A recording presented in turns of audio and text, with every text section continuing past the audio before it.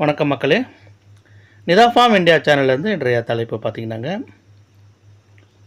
குண்டு மல்லியில் வந்து அடுக்கு மெத்தடில் வந்து நமக்கு பூ கொண்டு வரணும். இந்த மாதிரி அடுக்கு மெத்தடில் பூ கொண்டு வரணும். இந்த மாதிரி கொத்து கொத்தாக பூ கொண்டு வரணும். அடுத்து வந்து பார்த்திங்கன்னா, அறுவடை ஒரு பக்கம் நடந்துக்கிட்டே இருக்கிற சமயத்தில் நமக்கு அடுத்த ஒரு லேயர், அடுத்த ஒரு அடுக்கில் ஃபார்ம் ஆகணும். புதுசாக துளுரும், புதுசாக அரும்பும் நம்ம கட்ட ஆரம்பிக்கணும். இந்த கட்டமைப்பில் நம்ம வந்து விவசாயம் பண்ணும்போது தொடர் மகசூல் வந்து வந்துக்கிட்டே இருக்கும். இப்போ என்னுடைய அனுமானம் பிரகாரம் பார்த்திங்கன்னா, என்னோடய தோட்டத்தில் வந்து அடுத்த வருகின்ற டிசம்பர் வரைக்கும் கூட பூ இல்லாத நாளே இருக்கிறதுக்கான வாய்ப்பு இல்லை அப்படிங்கிறத 100% உறுதியோடு சொல்ல முடியும் என்னால். நான் வந்து பரிசோதித்த முறையில் சில விஷயங்களை நான் பார்த்தேன். நம்ம கீழே கொடுக்குற அந்த அடி உரத்தில் இருக்கிற அந்த ஃபார்மேஷன்ஸ் எவ்வளோ நாளுக்கு வேலை செய்யுது, அதன் மூலமாக எவ்வளோ கிலோ நமக்கு பூ உற்பத்தி உண்டாகுது, இதெல்லாம் வந்து என்கிட்ட அப் டு டேட் வந்து ஃபுல் ரெக்கார்டு என்கிட்ட கையில் இருக்குது. ஒரு 4 வரிசையில் 4 கிலோ உரம் வாங்கிட்டு வந்து நான் போட்டு பார்த்தேன். வெறும் 4 வரிசை 4 கிலோ உரத்தை கொண்டு வந்து போட்டு பார்த்தேன். அந்த 4 வரிசையில் கிட்டத்தட்ட 1 கிலோ பூ வருது. 1 கிலோ பூ வருது நமக்கு. அப்போது என்கிட்ட இருக்கிற அந்த வரிசை பிரகாரம் பார்த்தோம்னா, தோராயமாக சும்மா ஒரு ரேண்டமாக நம்ம பார்த்தோன்னா 1.5 ஏக்கருக்கு ஒரு நாளைக்கு 60 கிலோ பூ வரணும்.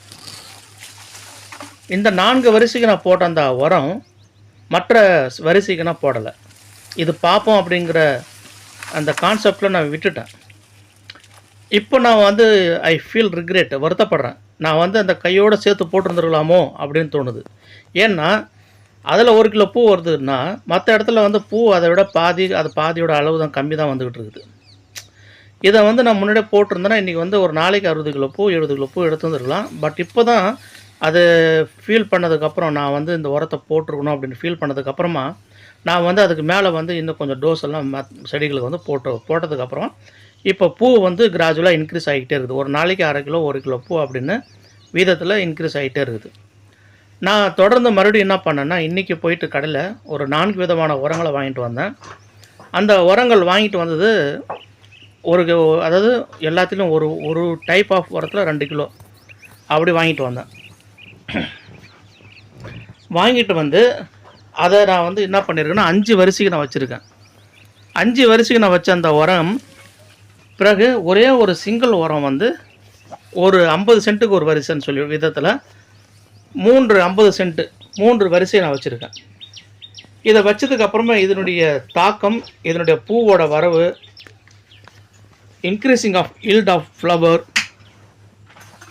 இது எல்லாமே எப்படி இருக்குது அப்படின்ட்டு பார்க்கலாம் அப்படின்னு சொல்லிட்டு வச்சுருக்கேன். இந்த உரம் வந்து இப்போ நான் சொல்லலை, ஏன்னா ரிசல்ட் நெகட்டிவாக போயிடுச்சுன்னா நீங்களும் ட்ரை பண்ணி அதை உங்களுக்கும் நஷ்டம் வந்துடும். பாசிட்டிவாக வருதா இல்லையா அப்படிங்கிறத நான் பார்த்துட்டு நான் உங்களுக்கு வந்து கண்டிப்பாக வீடியோ நான் வந்து அப்லோடு பண்ணுவேன். நம்ம சேனலை ரெகுலராக பார்க்குற அத்தனை பேருக்கும் தெரியும் இதை நான் பண்ணுறேன் அப்படிங்கிறது. ஒரு செடிக்கு 200 to 250 கிராம் இதான் அளவு நான் வச்சுருக்குறது. இப்போ நமக்கு செடிகளில் வந்து இப்போ நீங்கள் இந்த பார்க்குறீங்க இல்லைங்களா, நமக்கு அறுவடையும் வந்துகிட்டு இருக்குது நண்பர்களே. இதை மேல் அடுக்கில் வந்து இந்த மாதிரி பச்சை ரொம்ப நம்ம கட்ட ஆரம்பித்து அதுவும் வந்து பார்த்திங்கன்னா ஃபார்மேஷன் வர ஆரம்பிச்சது. நடுவில் எனக்கு ஒரு சின்ன ஒரு ட்ராபேக் என்ன ஆச்சுன்னா, கருகள் வர ஆரம்பிச்சது. எப்போது 4ஆம் தேதி ஸ்ப்ரே பண்ணிவிட்டு 5ஆம் தேதி வரும்போது பார்த்தா 5ஆம் தேதி காலையில் கருகள் இருக்குது எனக்கு. அப்போ தான் தொடக்கம். உடனே என்ன பண்ணேன்னா 5ஆம் தேதி காலையில் சிமோடிஸ் போட்டு 40 ml போட்டு நான் அடிச்சிட்டேன். ஏன்பா இந்த வீடியோவில் தான் கிரேஸ் போட்டிருக்க ஃபோட்டோலாம் நீ ஏன் சிமோடிஸ் அடித்தா அப்படின்னு கேட்கலாம். ஏன்னா கிரேஸ் அதுக்கு முந்தின டோஸில் அடிச்சிட்டேன். சிமோடிஸ் அடித்ததுக்கப்புறமா இன்றைக்கி 6ஆம் தேதி காலையில் எனக்கு அந்த பிரச்சனையும் இல்லை. அப்போது ஒரு பிரச்சனை நமக்கு வருது அப்படின்ற விதத்தில் நம்ம உடனடியாக அதை மருந்து அடிச்சுடணும். பிரச்சனை வந்துருச்சா தெரிஞ்சிச்சோன்னா மருந்து அடிச்சுடணும். செலவு பண்ணது ஒரு 1000 ரூபாய் வச்சிங்களேன், இன்றைக்கி ஒரு 2000 ரூபாய் இருந்தாச்சு இன்றைக்கி பூ போட்டு. அப்போது வரவு செலவை விட லாபம் அதிகமாக இருக்கிற பட்சத்தில் நம்ம அதுக்கு கவலைப்படக்கூடாது. இந்த மாதிரி பண்ணணும். போன மாதம், அதாவது பிப்ரவரி மாதம் பட்டி வந்தது எனக்கு. கிலோ எல்லாம் பார்த்திங்கன்னா 1ஆம் தேதி 800 ரூபாய், 2ஆம் தேதி 700 ரூபாய், 3ஆம் தேதி 800 ரூபாய், 4ஆம் தேதி 800 ரூபாய், 5ஆம் தேதி 700 ரூபாய், அப்படிங்கிற விதத்தில் வந்து விலை போயிருக்குது. இப்போ மார்ச் மாதம் தொடக்கத்திலிருந்து 1ஆம் தேதியிலேருந்து இன்றைக்கி 6ஆம் தேதி வரைக்கும் பார்த்திங்கன்னா ரூ. 500 கீழே பூ குறையல அப்படின்னு சொல்லியிருக்காங்க. ஒருவேளை 50, 100 முன்ன பின்ன இருக்கலாம் அப்படின்னு தான் தோணுது எனக்கு. ஒரு ரூ. 500 கீழே பூ குறைவில்லாமல் வந்து விலை போய்கிட்டு இருக்குது அப்படின்றாங்க. 4 கிலோ 5 கிலோ பூ போட்டால் கூட நமக்கு ஒரு நாளைக்கு கிட்டத்தட்ட ஒரு 2-3 ரூபாய் நம்ம வருமானம் இருக்குது நிகர லாபமாக. இப்போ நம்ம இந்த பூ வருகின்ற அளவு எல்லாம் பார்க்கும்போது இந்த மார்ச் மாதம் முழுதும் பார்த்தீங்கன்னா ஒரு ரூ. 500 கீழே குறையறதுக்கான வாய்ப்பு இல்லை அப்படின்னு தான் தோணுது எனக்கு. ஏன்னா பூ கடையிலே சொல்லிட்டாங்க, என்னப்பா நீங்கள் தான் பூ போடுறீங்க, மற்றவங்களாம் பூவே இல்லை அப்படின்ற மாதிரி தான் சொல்லியிருக்காங்க. பூ இன்னும் யாருக்குமே ஸ்டார்ட் ஆகலை. காரணம் திருவண்ணாமலை மாவட்டம் பொறுத்த வரையில் பனி வந்து பார்த்திங்கன்னா ரொம்ப ஒரு அதிகமாக தான் இருக்குது. நம்ம நீங்கள் தொடர்ந்து வீடியோ பார்த்தீங்கன்னா அந்த கையெல்லாம் எவ்வளோ நனைஞ்சிருக்கு அப்படிங்கிறத கூட காட்டுவாங்க, பார்த்தீங்கன்னா தெரிஞ்சிருக்கும். நான் பரிசோதனை முறையில் வந்து என்ன பண்ணியிருக்கேன்னா, அந்த உரங்கள் கொண்டு வந்து இன்றைக்கி வந்து போட்டிருக்கேன். அதாவது பட்டது 6/3/2026 அன்று நான் போட்டிருக்கேன். இதனோட ரிசல்ட்டு வந்து நமக்கு ஒரு நாளில் தெரியும். ஆனால் நெட் ரிசல்ட்டு ஃபுல்லாக ரிசல்ட்டு தெரியணுன்னா கிட்டத்தட்ட ஒரு 1 வீக் ஆகணும். பட் இருந்தாலும் நான் என்ன பண்ண போகிறேன் அப்படின்னா, டே டு டே அதனோட ரிசல்ட் எப்படி இருக்குது அப்படிங்கிறத நம்ம சேனலில் சொல்லலாம் அப்படின்னு நினச்சிட்ருக்கேன். அதில் பாசிட்டிவாக இருக்கா நெகட்டிவாக இருக்கா அப்படிங்கிறதையும் சொல்லுவேன். அதே மாதிரி வீடியோ உங்கள் முன்னாடி நான் வந்து பதிவிறக்கம் பண்ணாலே உங்களுக்கு தெரிஞ்சிட போகுது. அது உங்களுக்கே தெரிஞ்சிடும் பாசிட்டிவாக நெகட்டிவான்றது. இந்த மாதிரி நான் உரத்தை போட்டு நான் அதை தொடர்ந்து நான் வந்து அப்டேட் பண்ணுறேன். கிட்டத்தட்ட நமக்கு வந்து ஒரு நல்ல ரிசல்ட்டு தெரியணுன்னா ஒரு 10 நாள் ஆகும். பட் செகண்ட் டே நம்ம நாளைக்கே நல்ல ரிசல்ட் தெரிஞ்சிடும். நாளைக்கே ரிசல்ட் எப்படிங்கிறத நம்ம ஓரளவு கண்டுபிடிச்சிடலாம். ஆனால் அந்த உரம் கரைஞ்சி அந்த வேர் பகுதிக்கு போய் அந்த வேர் முழுவதுமாக ஊறி அந்த வேர் மூலமாக சத்து தண்டு வழியாக வந்து இலைகளுக்கு வந்து காம்புக்கு வந்து அந்த காம்புலேருந்து பூவுக்கு வரதுக்கு இந்த ஸ்லோ ப்ராசஸ். ஏன்னா உரம் போட்டாலே கிட்டத்தட்ட ஒரு 18-20 நாள் நமக்கு வேலை செய்யும். சில உரங்கள் வந்து பார்த்திங்கன்னா நமக்கு வந்து கொஞ்சம் கொஞ்சமாக அந்த தண்ணி எப்போ நம்ம விடுறோமோ அந்த சமயத்தில் வந்து சில கரைஞ்சி நல்லா வேலை செய்யும். எப்படியும் ஒரு மாதம் பிடிச்சிட்டு நம்ம போகலாம். உறுதியாக சொல்லணும்னா 20 நாள் 15 to 20 நாள் தான் நமக்கு அந்த உரத்தோட வீரியம் இருக்கும். அது நம்ம ஏன் அதை சொல்கிறோம் அப்படின்னா, பூ அறுவடை முடிஞ்சதுக்கப்புறமா கவாத்து பண்ணுற சமயத்தில் நம்ம அந்த கவாத்தெல்லாம் பண்ணி முடிச்சுட்டு அதுக்கப்புறம் நம்ம அடுத்த நாள் வந்து உரம் போட்டுட்டு ஒரு தண்ணி கட்டிட்டு ஒரு 2 நாள் கழிச்சு மறுபடியும் தண்ணி கட்டிட்டு அதுக்கப்புறம் மேலே வந்து நம்ம ஸ்ப்ரே பண்ணிவிட்டு போயிட்டே இருக்க வேண்டியது தான். இப்போ ஸ்ப்ரே பண்ணுற சமயத்தில் வந்து என்னப்போ இந்த வீடியோவில் வந்து ஸ்ப்ரே பண்ணேன்னு சொன்னீங்க, என்ன ஸ்ப்ரே பண்ணீங்க அப்படின்ட்டு உங்களுக்கு கேள்வி வரும். அந்த கேள்விக்கே பதில் இதோ இந்த வீடியோவில் இறுதியில் அந்த ஃபோட்டோ அட்டாச் பண்ணியிருக்கேன். இதில் எப்படி பூ அதிகமாக வர்றதுக்கும் எப்படி நோய் தாக்குதலை கண்ட்ரோல் பண்ணுறதுக்கும் எப்படிங்கிறத காம்பினேஷனை செட் பண்ணியிருக்கோம் அப்படிங்கிறத உங்களை பார்த்தாலே தெரிஞ்சிடும். இதில் வந்து கிரேசியா மருந்து கூட சேர்த்துருக்கோம். கிரேசியா வந்து பார்த்திங்கன்னா கோத்ரேஜ் கம்பெனியில் வர்றது. உங்களோட தோட்டத்தில் வந்து பூ இன்றைக்கி வந்து 6ஆம் தேதி பூ அறுவடை ஸ்டார்ட் ஆகிருக்குது அப்படின்னா கண்டிப்பாக ஒரு கிரேசியா அடிச்சிடணும். ஒரு ஏக்கருக்கு 80 ml கண்டிப்பாக தேவை. கண்டிப்பாக இது கம்மி பட் ஆனால் கண்டிப்பாக 80 ml தேவை.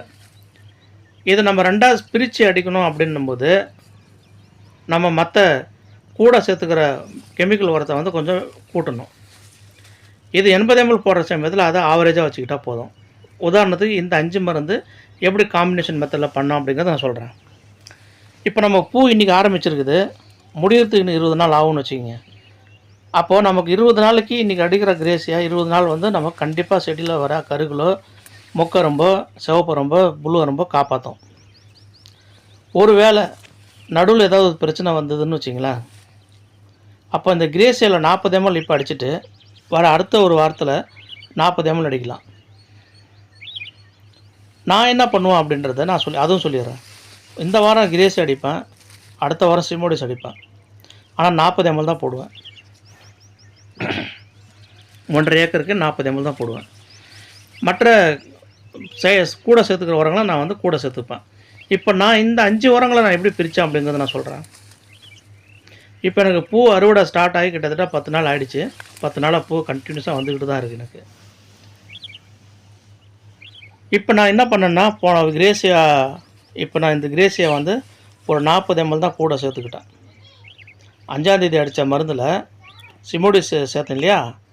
இப்போ நீங்கள் அந்த இடத்துல வந்து 4ஆம் தேதி அடித்ததில் நான் என்ன பண்ணேன்னா கிரேசியா வந்து ஒரு 40 ml அதாகப்பட்டது 1.5 ஏக்கருக்கு 100 லிட்டர் தண்ணிக்கு. அக்டாரா அப்படிங்கிற ஒரு பிராண்டு இருக்கும். அது நீங்கள் அந்த வீடியோ கடைசியில் பார்த்தீங்கன்னா ஃபோட்டோ போட்டிருக்கேன். அக்டாரா ACTARA TARE அக்டாரா ஜிஜந்தா கம்பெனியில் வர்றது. கெமிக்கல் பேர் வந்து தைமோதேசியம். 1 லிட்டருக்கு 2.5 ml சேர்த்துக்கிட்டால் 10 லிட்டருக்கு 25 ml. 100 லிட்டருக்கு 1/4 கிலோ, 1/4 லிட்ரு. அடுத்து வந்து பார்த்திங்கன்னா போரான். போரானில் வந்து பார்த்திங்கன்னா நமக்கு வந்து மைக்ரோனல் பிராண்டில் இருக்குது. பூ வந்து வேறு ஒரு தளத்துக்கு கொண்டு போய் கொடுக்கக்கூடிய ஒரு அற்புதமான ஒரு சரி மருந்து. போரான் இல்லாமல் நம்மளால் அறுவடை எல்லாம் எடுக்க முடியுன்றது கற்பனை பண்ணி பார்க்க முடியாத ஒன்று. அவ்வளோ முக்கியமான ஒரு மருந்து போரான். பூ வந்து நல்லா அடித்து தூள் கிளப்பி கொடுக்கும், வெயிட் கொடுக்கும், வெள்ளை கொடுக்கும், அதிகமாக பூ கொடுக்கும், பூ வர்றது இல்லைங்களா, இதெல்லாம் போரான் பண்ணும். இது வந்து என்ன பண்ணுங்கன்னா ஒரு 10 லிட்டருக்கு 25 ml, 100 லிட்டருக்கு 1/4 கிலோ, 1 லிட்டருக்கு 2.5 ml இதான் அளவு. அதுக்கு அடுத்தது பார்த்திங்கன்னா லிக்கோசல் வந்து சல்பருக்கு லிக்விட் ஃபார்மேட்டு. சல்பர் வந்து நம்ம பொடி இருக்குது பார்த்திங்களா, கொசாவட்டு பொடி, அதை வந்து பொடி மாதிரி இருக்கும். நல்லா புரிஞ்சுக்கணும் நண்பர்களே, அது பொடி மாதிரி இருக்கும். இது வந்து லிக்விடு. எந்த ஒரு பொருளும் லிக்விடு ஃபார்மேஷனில் இருக்குது அப்படின்னா அது வந்து விலை கொஞ்சம் கூட இருக்கும், ஆனால் ரிசல்ட் ஓரியன்டாக வேறு லெவலில் இருக்கும். இது வந்து 1 லிட்டருக்கு 2.5 ml, 10 லிட்டருக்கு 25 ml, ஒரு 100 லிட்டருக்கு 1/4 லிட்ரு. போரானும் சல்பரும் வந்து நம்ம அடிக்கும்போது அந்த பூவோட குவான்டிட்டி, அந்த பூ வந்து துளிர், அரும்பு இதெல்லாம் ஒரு சமயத்தில் கட்ட வைக்கும். இதெல்லாம் எப்போ கட்ட வைக்கணும்னா அடியில் நம்ம உரம் போடுறோம் பாருங்கள், அதுக்கப்புறம் தான் இதெல்லாம் கட்ட வைக்கும். உரம் போடலன்னா அந்த மேலே அடிக்கிற மருந்துக்கு என்ன வேணுமோ அந்த மருந்து அந்த அரும்பு தான் கொடுக்கும். இப்போ நான் சொன்னேன் இல்லையா, 4 வரிசையில் 1 கிலோ பூ வருது, மற்றெல்லாம் வந்து அவ்வளோ வரலைங்க அப்படின்னு சொன்னேன்ல, அதான் கணக்கு. ஊட்டச்சத்து பார்த்தலன்னா பூ வராது. ஆக அதுக்கு அடுத்தது ஒரு பூச்சி மருந்து என்னான்னு கேட்டிங்கன்னா அற்புதமான மருந்து எக்ஸ்கட்டாரு. எக்ஸ்கட்டாரில் வந்து பார்த்திங்கன்னா உங்களுக்கு 2.5 ml 1 லிட்டருக்கு, 10 லிட்டருக்கு 25 ml, 100 லிட்டருக்கு 1/4 லிட்ரு. இதில் என்ன இருக்குது அப்படின்னு கேட்டிங்கன்னா நண்பர்களே, லாம்படாவும் சைக்ளோத்ரின் இது ரெண்டுமே இருக்குது. இப்போ 3 மருந்து நம்ம கெமிக்கல் மருந்து கொடுக்குறோம். பூ நல்லா அறுவடை வர சமயத்தில் கொடுக்குறோம். இது 3 மருந்தும் மொக்கு புழுவும் சரி, கருகுல், புழு அரும்பு, சிவப்பு அரும்பு, முடக்கு, பேனு, லப்பர் பூச்சி, லப்பர் புழு, ஒயிட் கொசு, இது எல்லாத்தையும் வந்து செமையாக ரிசல்ட் கொடுக்கும்.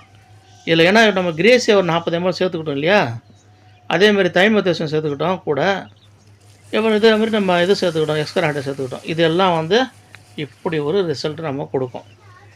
இப்போ நம்ம ஒரு 2-3 நாளுக்கு முன்னாடி வந்து ஒரு 5 விதமான டானிக் போட்டிருந்தோம் பூ நல்லா வர்றதுக்கு. அதில் வந்து நிறையா டானிக் போட்டிருந்தோம். ஆம்பிஷன் போட்டிருந்தோம், இல்லை அதுக்கப்புறம் டபுள் போட்டிருந்தோம், இசாபின் போட்டிருந்தோம், ஃபென்டா ப்ளஸ் போட்டிருந்தோம். நண்பர்களே, இதில் ஏதாவது ஒரு டானிக்கு அதில் வந்து டபுள் சேர்த்துக்கிட்டால் இன்னும் நல்லாயிருக்கும். அது வந்து ஒரு லிட்டருக்கு 2.5 ml சேர்த்துக்கிட்டிங்க அப்படின்னா போரானு, சல்பரு, டபுள் இது 3 வந்து பூவை வந்து ஆஹா ஓஹோன்னு தூக்கி கொடுத்துரும். ரொம்ப கவனமாக கேட்டுக்கணும் நண்பர்களே. இந்த பூவோட குவாலிட்டியை வந்து வேறு ஒரு தளத்துக்கு கொண்டு போய் கொடுக்கும் சல்பர்லாம். நான் 2 வாரம் வந்து வேறு மருந்து சேர்த்துக்கிட்டேன் அப்படின்றதுனால சல்பரை வந்து தவிர்த்ததுனால பார்த்தீங்க அப்படின்னா பூவோட தரத்தில் வந்து நிறையா டிஃப்ரெண்ட் தெரியுது நண்பர்களே. கண்டிப்பாக அடுத்த மருந்தில் சல்பரை வந்து நான் உறுதியாக சேர்த்துக்கிறேன்.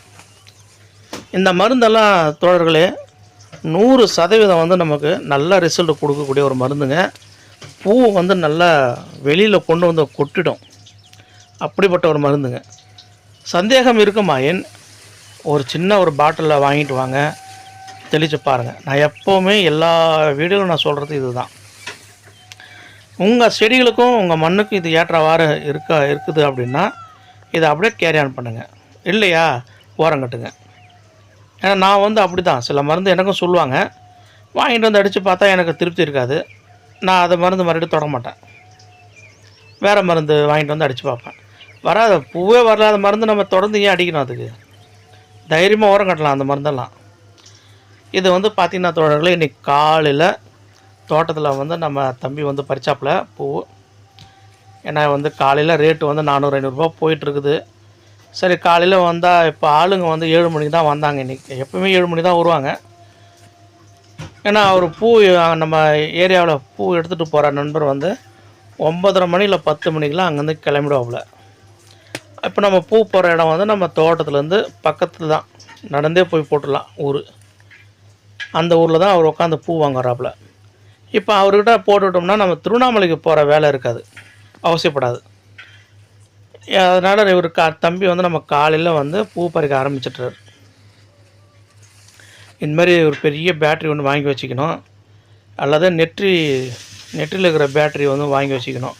இப்போ தம்பி வந்து பெரிய பேட்ரி ஒன்று வாங்கி வச்சுக்கிறாப்புல. வாங்கி கொடுத்துருந்தோம். அந்த பேட்ரி வச்சு அடித்து முதல்ல கொஞ்சம் இடம் வந்து சுத்தமாக இருக்குதான்னு பார்த்துக்கிட்டாரு. 4 பக்கம் கொஞ்சம் லைட் அடித்து இடம் வந்து நல்லா சுத்தமாக இருக்குதா அப்படின்னு பார்த்துக்கிட்டு அதுக்கப்புறம் வந்து தன்னுடைய வேலையை வந்து அவர் ஆரம்பிச்சிட்டாரு. ஒவ்வொரு விடிகிற வரைக்கும் ஒவ்வொரு அடியும் வந்து ரொம்ப கவனமாக தான் எடுத்து வைப்பாப்புல. கம்பூட்டெலாம் போட்டு தான் வேலையை செய்வாங்க. இப்போ இந்த இரவு வெளிச்சத்தில் வந்து இந்த பூவோட எப்படி இருக்குது பார்த்தீங்களா, அந்த ரம்மியம் எப்படி இருக்குது பாருங்கள். இப்போ நம்ம தோட்டத்தில் மார்ச் மாதம் காலையில் 6ஆம் தேதி எடுத்தது. இது எல்லாமே சுற்றி எவ்வளோ இருட்டு இருக்குது பார்த்தீங்களா. இந்த இருட்டில் வந்து பூ எடுக்கிறாங்க. அதனால் உண்மைக்கே விவசாயி அப்படிங்கிறது வந்து சாதாரணமாக கிடையாதுங்க. தலைச்சிறந்த, மிகவும் என்ன சொல்கிறது, எக்ஸலண்ட் ஒரு தொழில் அப்படின்னா விவசாயம்தான். அதில் நமக்கு லாபத்தோடு நம்ம விவசாயம் பண்ணும்போது தான் அதனுடைய மகத்துவம் வந்து இன்னும் அதிகமாக இருக்கும். நஷ்டத்தில் பண்ணி நம்ம வந்து அதுக்கு வந்து நம்ம மனசை திருப்திப்படுத்திக்கிட்டோம் அப்படின்றத வந்து தவிர்த்துடணும். எல்லா ஒரு தொழிலுக்கு பின்னாடியும் வந்து பார்த்திங்கன்னாக்கா பணம் தான். அந்த பணத்தில் லாபம் வந்தால் மட்டும்தான் நமக்கு அந்த தொழில் தொடரணுமே தவிர, இல்லை அதை பற்றி நம்ம வந்து யோசிக்கணும், இல்லை அதை பற்றி நம்ம வந்து எப்படி மாற்றணும், எப்படி கொண்டு வரணும் யோசிக்கணும்.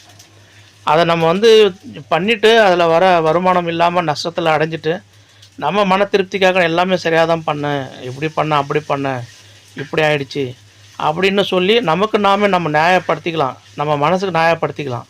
ஆனால் நமக்கு ஒரு பொருளாதாரம் இருக்குது. காசு இல்லாமல் வந்து ஒரு நாள் கூட நமக்கு வந்து நகராதுங்க. எல்லாத்துக்கும் காசு வேணும். அப்படிங்கிற பட்சத்தில் இந்த பணம் சம்பாதிக்கிறதுல சில கவனங்கள் வேணும். கூட செலவு பண்ணுறதுல வந்து அதீத கவனம் வேணும். என்னுடைய கான்செப்டே அதுதான்.